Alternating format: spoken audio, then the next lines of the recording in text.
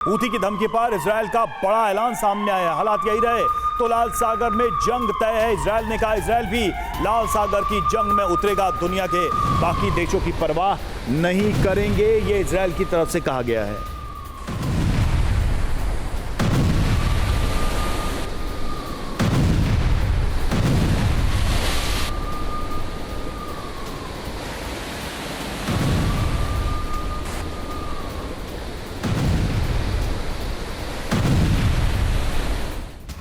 और खुलेआम इस वक्त धमकी दी जा रही है इजरायल की तरफ से। हूथी के जंगी ऐलान पर इजरायल भी आर पार के मूड में इस वक्त दिख रहा है।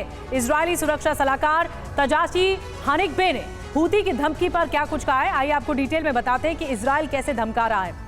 लाल सागर में महायुद्ध तय माना जा रहा है। हूथी अगर काबू में नहीं आया तो इजरायल चुप नहीं बैठेगा। ये कहा जा रहा है अंतर्राष्ट्रीय समुदाय हूथी को हमला करने से रोके, ये इजरायल का कहना है। बिल्कुल, हानिकबी ने और क्या कहा है। हूथी की धमकी पर नेतन्याहू ने बाइडेन से फोन पर भी बात की। नेतन्याहू ने हूथी पर यूरोपीय देशों के नेताओं से बात की है। मालवाहक जहाजों पर हमले को लेकर इजरायल काफी नाराज है। हूथी को कंट्रोल करने दुनिया के देशों के पास कम वक्त है, ये भी इजरायल का कहना है कि हूथी कंट्रोल नहीं कर सकता। समाधान नहीं निकला तो हम लाल सागर में उतर जाएंगे। और खुलेआम ये कहा जा रहा है हूथी की घेराबंदी हटाने के लिए हम एक्शन में आएंगे, ये कहा जा रहा है। तो साफ तौर पर अब ललकारा जा रहा है।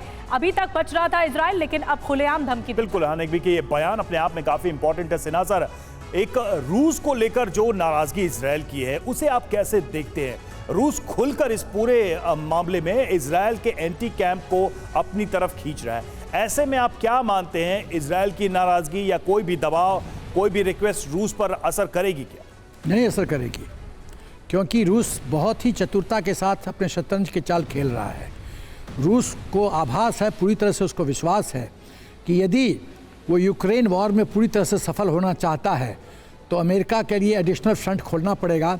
और अमेरिका की दृष्टि, सर आपको नहीं लगता जाने अनजाने ही सही या अंतर्राष्ट्रीय जो इंटरनेशनल कंपल्शंस है इस वक्त डिप्लोमेटिक, उसको इग्नोर करके या उसको ध्यान में रखते हुए रूस कुछ ऐसे संगठनों की मदद कर रहा है, कर सकता है या उनको लाभ पहुंचा सकता है जो मूल रूप से टेरर ऑर्गेनाइजेशंस है, चाहे हूथी हो, हिजबुल्लाह हो, हमास हो? रवि, 2 दिन पहले का खबर है कि पुतिन सऊदी अरबिया गए थे। आप देखिए ये वर्ल्ड ऑर्डर कैसे बदल रहा है।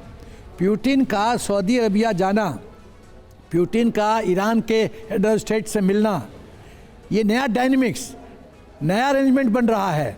सऊदी तो अमेरिका के प्रभाव में है, उसका मित्र है, लेकिन एक मित्र रूस के मिस्टर पुतिन से क्यों मिल रहा है?